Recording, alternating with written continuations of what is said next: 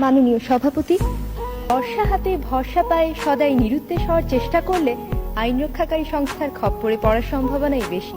আমি নির্বিবাদী মানুষ, মুরগি কাটা দেখলেই মন খারাপ হয়ে যায়। তবে ছোটবেলায় নিজেকে বীরপুরুষ ভাবতে মন্দ লাগতো না। হারে রেড়ে বলে কেউ এগিয়ে এলে মাকে রক্ষার ভার যদি আমার উপর এসে পড়তো, সেটা কেমন মজা হতো জানি না। কিন্তু আমার অধ্যাপিকা মা গায়ে এক রত্তিও শোনা পড়েন না, সুতরাং কল্পনার সেই বীরপুরুষ বেশি দিন টিকতে পারেনি। তবে ভীতু ভদ্রলোক হওয়ার যে বিপদ আছে, সেটাও খুব অল্প বয়সেই জানা হয়ে গেছে। বান্ধবী এসে একদিন বলল, এসো আমরা আমাদের সবচেয়ে প্রিয় জিনিস বদলা বদলি করি। আমার চমৎকার বিদেশি ছবি আঁকা পেন্সিল বাক্সটা গেল, বিনিময়ে পেলাম তার পরিত্যক্ত রাবার।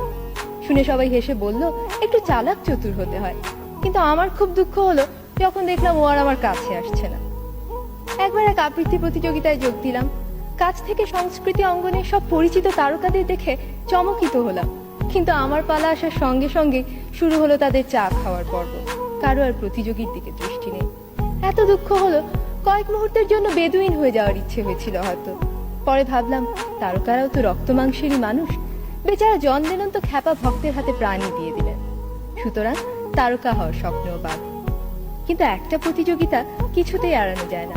অনেক খাটুনির পরও পরীক্ষার হলে বসে মনে হচ্ছিল, বড় নড়বড়ে পরীক্ষার্থীরা আসনটা, যে কোনো অপ্রত্যাশিত ব্যাপারই ঘটে যেতে পারে। হলেও তাই, কম্পিউটারের কুয়াশায় হারিয়ে গেলাম। আমার বাবা তার খেয়ালি কম্পিউটারকে কোষে চড় মেরে ঠিক রাস্তায় নিয়ে আসেন। আমি কিন্তু যন্ত্রটাকে ভীষণ সমীহ করি। পারস্যের শাহজাদিকে উদ্ধার করতে গিয়ে বারবার নিহত হয়ে আমি কখনো কম্পিউটারের সাথে খারাপ ব্যবহার করি না। I still believe in the system. ছোট পর্দার নেপথ্য বিচারপতি বা সমতা বিধানকারী কি অবলীলাক্রমে 50 মিনিটে অন্যায়কে ল্যাং মেরে ফেলে দেন। কিন্তু বাস্তবে যেখানে ভালো মন্দের সীমানা অস্পষ্ট, সেখানে সবাই নিজেকে অভ্রান্ত ভেবে যদি নিয়ম ভাঙার খেলা শুরু করে, তাহলে মাঠ ছেড়ে ঊর্ধ্বশ্বাসে পালাবে বেচারা দর্শক। ইহার চেয়ে হতেম যদি না, আমি তো ভালোই আছি একটা ভীতু সাধারণ মেয়ে হিসেবে। আমার মধ্যে কোনো দুরন্ত আশা নেই, ন্যায়দণ্ডধারী মহাবীর বা চতুর্মুখর মেধাবী মুখ হওয়ার উচ্চাকাঙ্ক্ষা নেই। একজন সৎ, পরিশ্রমী, বিবেকবান মানুষ হতে পারলেই আমি খুশি। ছেড়ে দিয়ে আমি জিতে যেতে চাই। ধন্যবাদ।